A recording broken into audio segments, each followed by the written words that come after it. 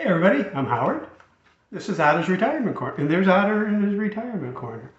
So I want to talk about something that's sort of an add-on to my last video where I talked about my aortic aneurysm diagnosis and how it affects, decisions and how you need to be flexible.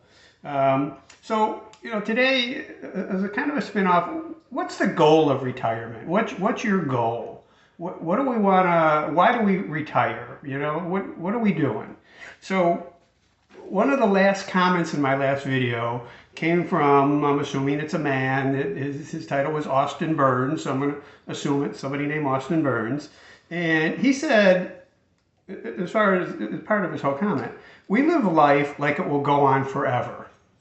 And that's a real interesting comment. So, this made me think, am I doing that?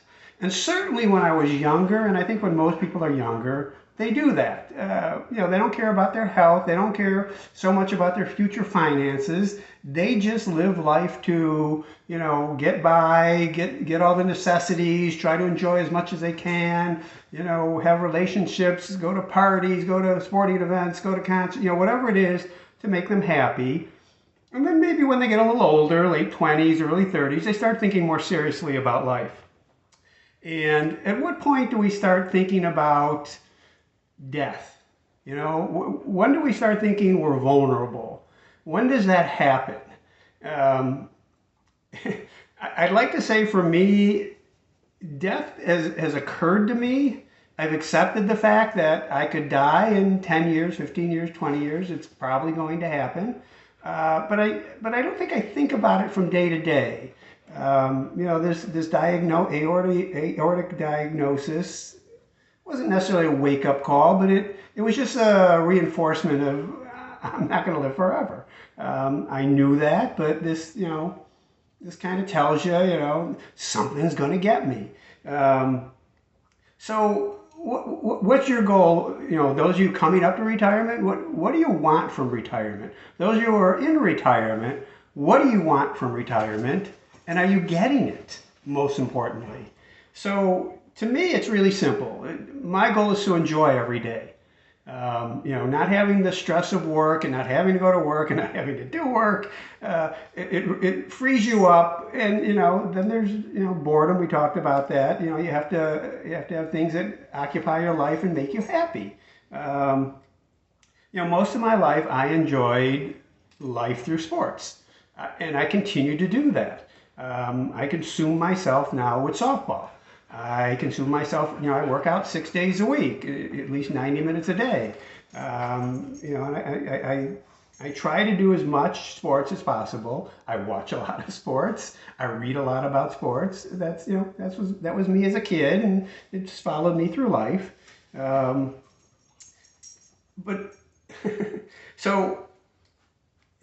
continue to try to enjoy life through those methods, but am I doing it wisely? And I guess that's the kind of comments I want to hear from you. Do you look out for your mortality?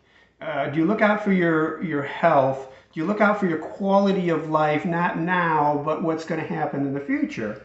And I may not be doing that. I sacrifice my body to partake in these sports. I have arthritis throughout my body. I have back issues. I have neck issues. I wake up every morning and it takes me a while to straighten up because my back hurts. My knees ache when I walk. My neck might hurt. Both of my shoulders are probably aching overnight.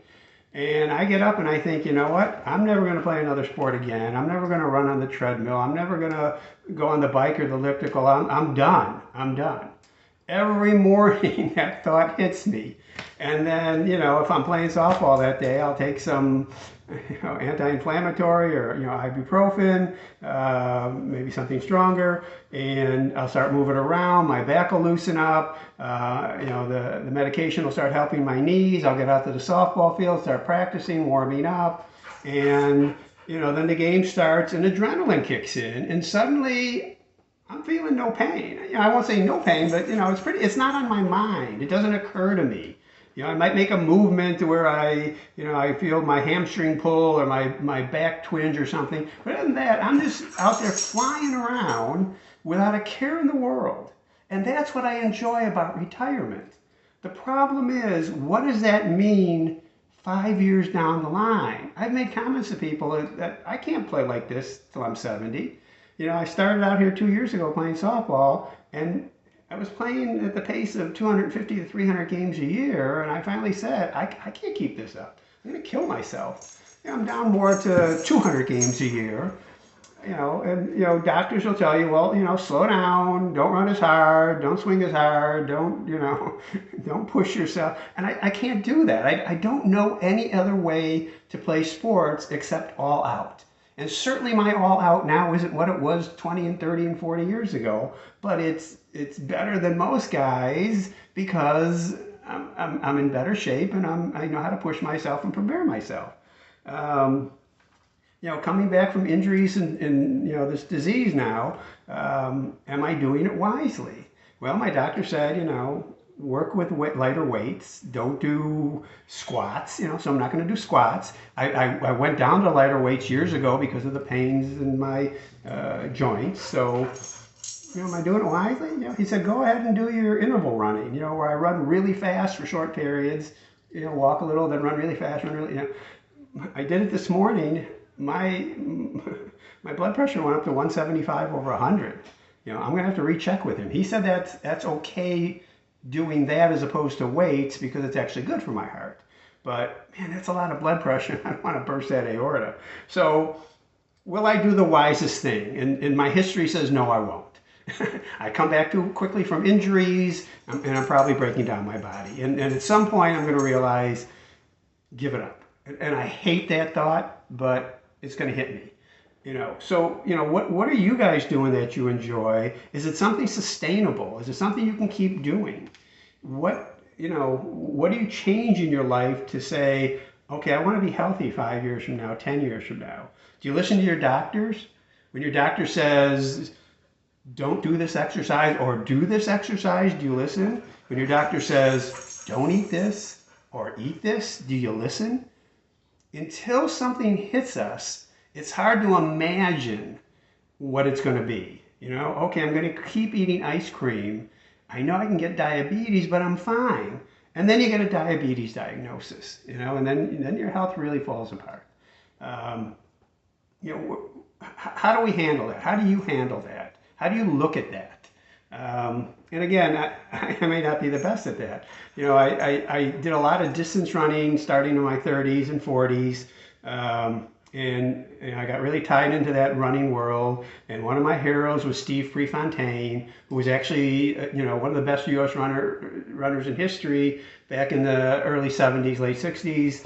And he had not so much a motto, but a theory about life and racing. And that is the one who can withstand the most pain wins. And that's not a healthy outlook, but that's how he won races. Everyone hurts in a race. And it doesn't matter if you're an elite athlete or you're running your local 5K. If you really push yourself, it hurts. And if you can withstand that pain, you'll do well. And in my running career, I wasn't an elite athlete, but I typically finished in the top 10 or 20% of my age group in most races. And, I won one here or there and, got medals. But it wasn't so much because I was talented, but I pushed myself. And I pay for that now. The arthritis is the price I paid. What other prices will I pay 5 or 10 years from now? I don't know.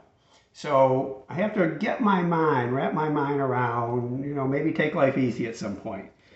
So what will your futures look like based upon what you're doing now? Certainly a lot of us will end up in assisted living or memory care or, some sort of maybe hospice or some home help. The goal is to live independently, but most of us won't do that throughout our lives. So at what point do you accept that and understand that and stop fighting that? I'm going to go kicking and screaming. How about you?